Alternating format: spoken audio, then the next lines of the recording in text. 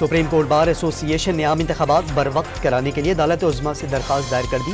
मुश्तरका मफादात council का इजलास इंतखाबात में ताखीर का हरबा करार। इत्तेहादी हुकूमत ने सवा साल में तेजी से कर्जे लेने के सारे रिकॉर्ड तोड़ डाले।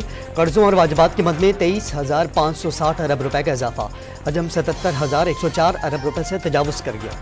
मुस्लिम लीग नून ने मियां नवाज शरीफ की वतन वापसी के सिलसिले में हिकमत अमली तरतीब दे दी।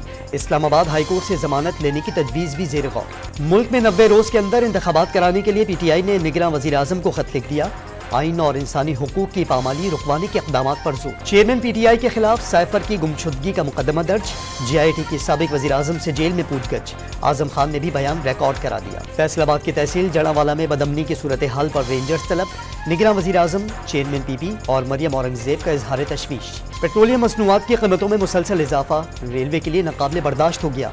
पाकिस्तान रेलवे ने तमाम ट्रेनों के किरायों में 10% इजाफा कर दिया। सीनियर सहाफ़ी जान मोहम्मद मेहर कत्ल केस में बड़ी पेशरफ।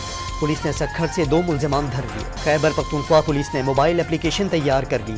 अवाम अब अपनी शिकायत बराह रास्त पुलिस के आला हुक्काम तक पहुँचा सकेंगे। कराची को पानी फराहम करने वाले हब कैनाल में शगाफ पड़ गया। वाफिर मकदार में पानी ज़ाया होने लगा। वाटर बोर्ड ने मरम्मत का काम शुरू कर दिया। और ओपन मार्केट में डॉलर 3 रुपए 50 पैसे महंगा होकर 303 रुपए 50 पैसे का हो गया। स्टॉक एक्सचेंज में मंदी का रुझान। 100 इंडेक्स 419 पॉइंट्स कमी से 48,146 पॉइंट्स पर बंद हुआ।